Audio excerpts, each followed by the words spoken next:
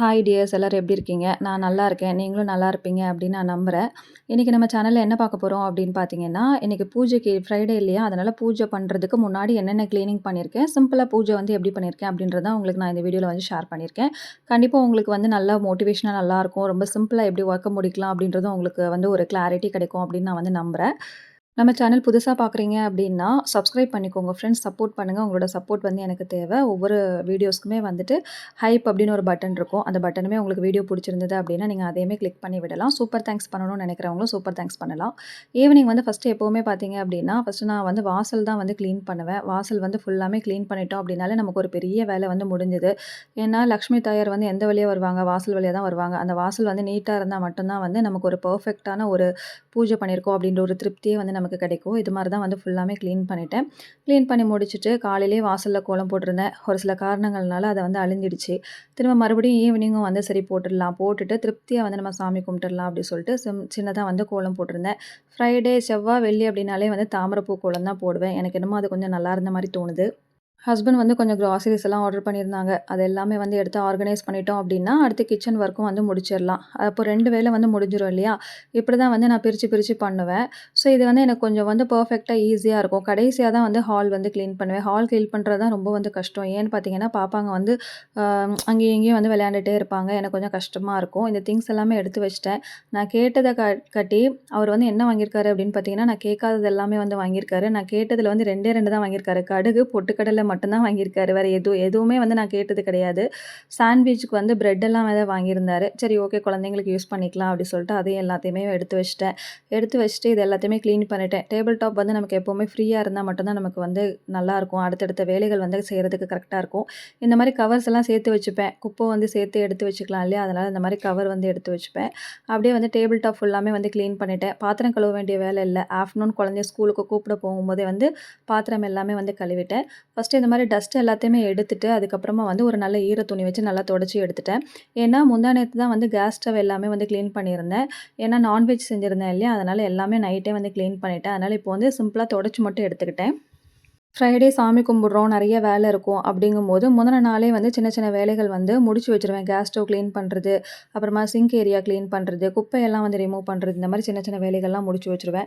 சரி குழந்தைங்க பசியில அழுவாங்க அப்படி சொல்லிட்டு அவங்களுக்கு பால் வந்து ஆத்தி குடுத்துர்லாம். அப்பதான் நம்ம நிம்மதியா அடுத்தடுத்த வேலைகள வந்து பார்க்க முடியும் அப்படின்னு சொல்லிட்டு, வெளிய காரிடார் கிளீன் பண்ணியாச்சு, கிச்சன் டாப்பும் வந்து கிளீன் பண்ணியாச்சு, பாத்திரம் கழுவ வேண்டிய வேலை இல்ல. பால் மட்டும் எல்லாருக்குமே வந்து ஆத்தி குடுத்தாச்சு.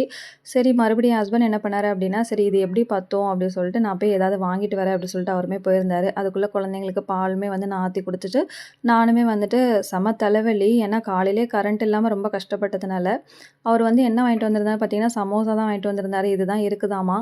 சரின்னு சொல்லிட்டு அதையும் குழந்தைங்களுக்கு வச்சு குடுத்தாச்சு. சின்னவன் கொஞ்சம் சாப்பிட்டான். அதுக்கப்புறம் சாப்பிடல. அவங்கள அப்படியே டைவர்ட் பண்ணிட்டு, அதுக்கப்புறமா ஃப்ளோர் எல்லாமே நான் கிளீன் பண்றதுக்கு ஆரம்பிச்சுட்டேன்.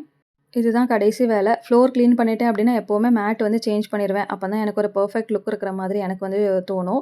அதுக்கப்புறமா எல்லா வேலைகளும் முடிஞ்சது இல்லையா? வீடு கிளீன் ஆயாச்சு. வெளிய எல்லாமே கிளீன் பண்ணியாச்சு. பூஜை பாத்திரம்லாம் வந்து நேத்து நைட்டே கிளீன் பண்ணி எடுத்து வச்சுட்டேன். சரி நான் வந்து ஃப்ரெஷ் அப் ஆயிட்டு வந்துடலாம் அப்படி சொல்லிட்டு ஃப்ரெஷ் அப் ஆயிட்டு வந்துட்டேன்.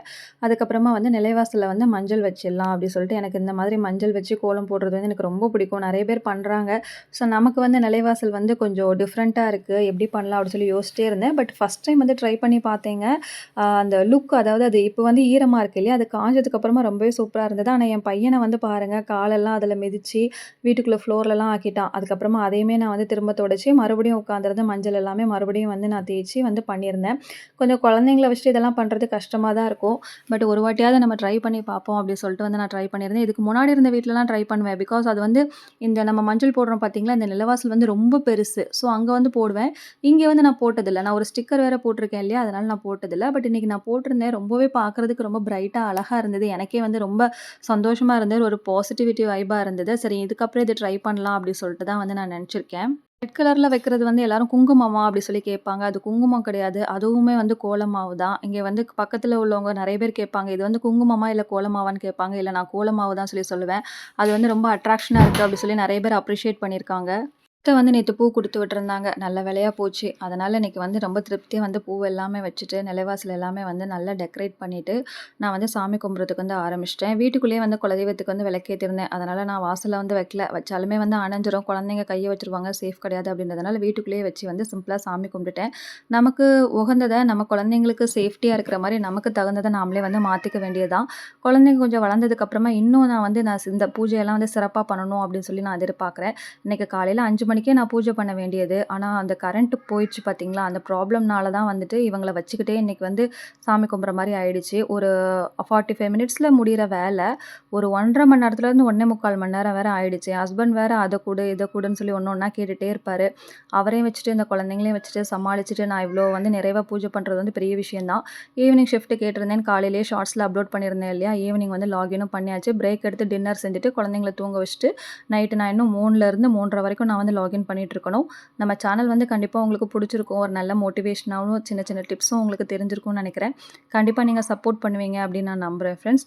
முருகருக்கும், பெருமாளுக்கும் தான் இன்னைக்கு நான் மனசுல நெனச்சுட்டு சிறப்பா வந்து பூஜை பண்ணியிருந்தேன். நான் கேட்கறது எல்லாமே வந்து அவங்க குடுத்துட்டுருக்காங்க.